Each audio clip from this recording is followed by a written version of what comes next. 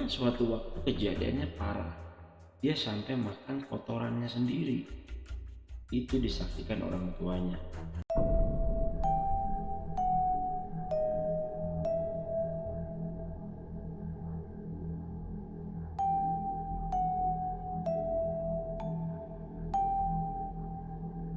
Kali ini gue akan bercerita tentang seseorang yang menganut ilmu hitam.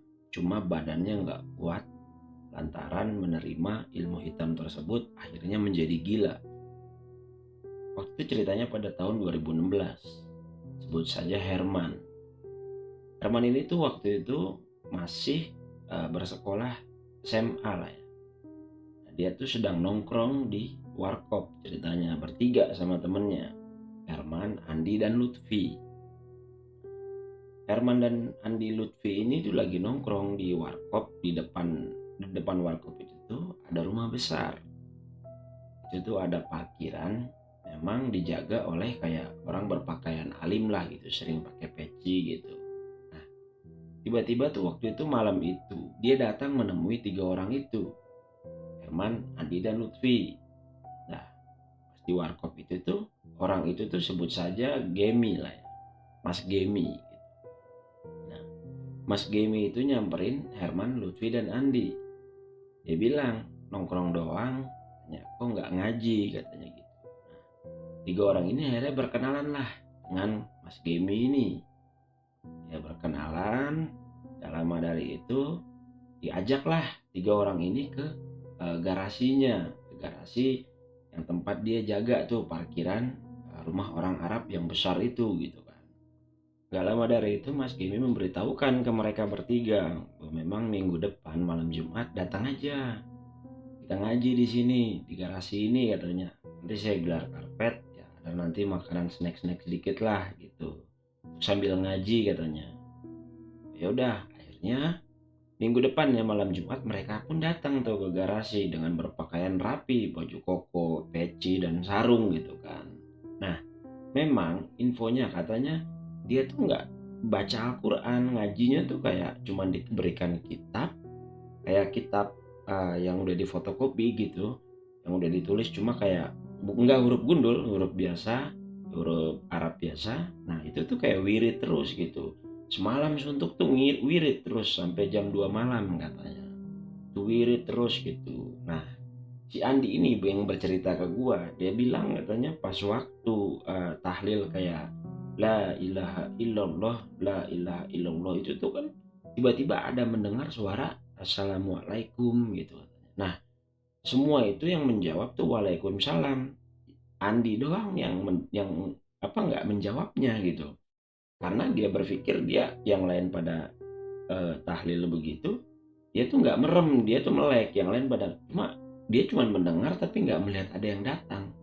Tapi yang bertiga orang itu Mas Gemi, Lutfi, dan Herman tuh menyambutnya, waalaikumsalam katanya. Tapi Andi diam aja, karena dia pikir nggak ada yang datang. Pas selesai mereka pada wirid, pulanglah mereka bertiga.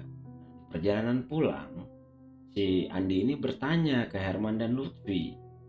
Tadi ada yang assalamualaikum pas kita wirid katanya. Lu pada dengar katanya. Dengar kok, kita lagi fokus wirid, cuma memang dalam keadaan merem. Nah, si Andi ini bilang bahwa memang gue nggak merem waktu itu, karena gue dengar ada yang assalamualaikum ya gue melek. Cuma nggak gue jawab karena nggak ada yang datang. Nah, si Herman dan Lutfi ini tuh bingung. Lo kenapa nggak merem? Karena kan disuruhnya merem sama Kak Gemi katanya. Kata Mas Gemi katanya suruh merem. Ya karena gue pikir gue kaget ada yang assalamualaikum ya gue melek aja. Tapi karena nggak ada orang, ya udah gue nggak jawab gitu katanya.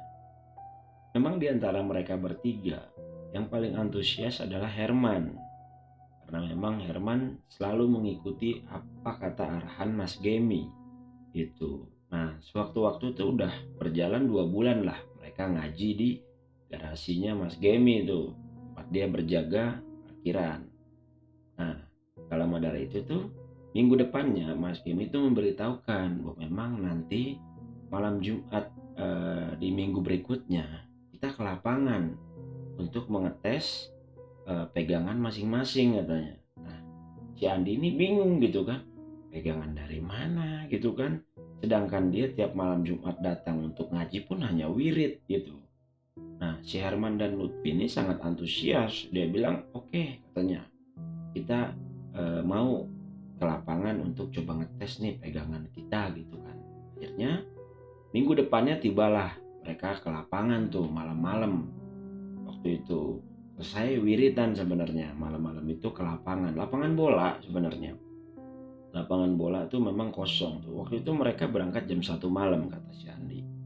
Mereka ke lapangan. Nah, Mas Gemi itu bilang katanya, Herman di ujung dekat tiang gawang, si Lutfi di ujung dekat tiang gawang yang di ujung katanya. Oke, nah mereka duduk bersila katanya. Nah, Mas Gemi itu di tengah-tengah katanya. Si Andi waktu itu memang sebagai penonton aja tuh waktu itu ngeliatin arahan dari Mas Gemi. Tapi dalam hati dia kayaknya Mas Gemi tahu bahwa memang si Andi ini nggak terlalu minat untuk urusan hal seperti itu. Makanya Mas Gemi menyuruh Herman dan Lutfi untuk mencoba apa yang udah dia dapat gitu kan. Nah, Mas Gemi memberi arahan bahwa memang coba doa yang pernah diajarkan di kitab sekian, dia bilang coba dibaca di dalam hati. Terus coba dirasakan angin katanya yang datang, coba dipukul kata dia gitu. Nah, Herman dan Lutfi pun mencobanya gitu kan. Nah, akhirnya pas dipukul ke kayak pukulan dia mukul ke arah kemana gitu si Herman tuh, si Lutfi itu tiba-tiba mental ke belakang tiang gawang. Nah, itu Andi ngeliat sendiri. Nah, dari situ Andi kaget. Loh, Lutfi bisa itu sekitaran 10 meter mental ke belakang tiang gawang katanya. Itu pun Lutfi sampai nggak sadarkan diri katanya waktu itu.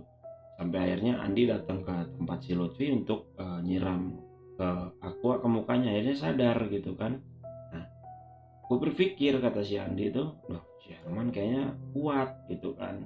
Nah, akhirnya datanglah Mas Gemi bilang bahwa memang Herman mendapatkan yang pegangan yang besar katanya.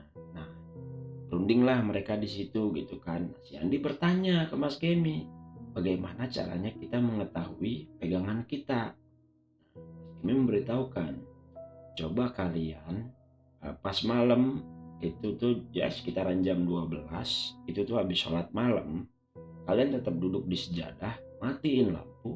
Nah, wirid apa yang udah saya berikan. Itu kata si Mas Gemi. Nah, mereka tuh mencobanya. Andi juga mencobanya dan Andi cerita ke gua pas dia mencobanya itu tiba-tiba itu tuh kayak ada orang besar itu kakinya doang katanya, itu kakinya doang yang seatap katanya, dia merasakannya itu tapi dalam keadaan merem, kayak dia merasakan kayak dia tuh merem tapi dia bisa melihat sekitar, dia bisa melihat katanya ada orang tinggi besar kakinya doang tapi badannya nggak kelihatan ketutup atap gitu. Dia nggak nanya siapa namanya katanya, mungkin jin ya, tapi mungkin dia pikir itu jin. Nah, semenjak dari situ si Andi tuh udah malas tuh ikutin hal-hal seperti itu karena dia berpikir katanya wah bahaya katanya hal seperti ini kalau nggak kuat badannya bisa hancur katanya. Nah, cuma Herman dan Lutfi ini masih tetap, si Andi tuh udah mulai jarang setiap minggunya untuk ngaji gitu. Herman dan Lutfi pun udah jarang nongkrong sebenarnya sama si Andi semenjak saat dia udah sering ngaji. Karena memang sudah dibawa terus kemana-mana sama Mas Gemi ini. Katanya udah pernah dimandiin ke air terjun kemana-mana gitu kan. Nah, gak lama dari itu tuh Lutfi sakit. Kalau nggak salah kata si Andi. Sakit, pokoknya sakitnya itu nggak jelas. Kayak sakit tipes, cuma katanya ada paru-paru lah segala macem gitu kan. Nah, nengoklah si Lutfi, ceritalah si Lutfi bahwa memang dia dibawa ke daerah Sukabumi apa kalau nggak salah untuk dimandikan. Nah, semenjak dari itu si Lutfi sakit. Nah, si Andi ngasih tau lah ke si Lutfi bahwa memang udahlah gak usah ikut-ikut begituan lagi, nanti kita ngomong sama Mas Gemi katanya. Ya udah, akhirnya si Lutfi pun nurut apa kata si Andi. Ngobrol lah dia ke Mas Gemi bahwa memang Mas Gemi juga nggak bisa maksa dong untuk urusan hal seperti itu, ya udah pribadi kalian bahwa memang eh, saya nggak maksa untuk ikut-ikut. Herman ini masih tetap ikutin apa kata Mas Gemi gitu kan, terus dia ngaji ngikut kemana-mana Mas Gemi. Nah, nggak lama tiba-tiba tuh Mas Gemi itu pindah tanpa sepengetahuan kita-kita. Itu tanpa sepengetahuan Herman, Lutfi, dan Andi. Orang Arab yang menghuni rumah besar itu tuh pindah, otomatis Mas Gemi pun ikut pindah. Nggak tahu kemana, alamatnya di mana nggak tahu. Nah, Herman itu udah terlanjur nganut ilmu apa yang udah diberikan sama Mas Gemi. Nah, gak lama dari itu tuh Herman udah sering ngomong sendiri. Dia udah ngomong sendiri. Itu setiap malam dia wirid, wirid, wirid, dan besok paginya itu dia udah ngomong sendiri di depan rumahnya. Jadi kayak stres waktu itu si Herman keadaannya. Dan miris waktu itu keadaannya juga. Andi dan Lutfi melihatnya sedih. Orang tua Herman pun sudah membawanya kemanapun, cuma nggak bisa diobati katanya. Bahwa memang yang bisa mengobatinya ya gurunya sendiri katanya. Nah, tapi nggak tahu kemana Mas Gemi perginya. Dan Herman pun akhirnya ya jadi stres hingga gila. Pernah suatu waktu kejadiannya parah. Dia sampai makan kotorannya sendiri. Itu disaksikan orang tuanya. Orang tuanya bercerita ke Andi dan Lutfi. Dan akhirnya sampai sekarang pun Herman dibawa ke kampung untuk menjalani pengobatan waktu itu. Tapi katanya sih infonya sekarang Herman udah sembuh dan sudah menikah dan punya anak.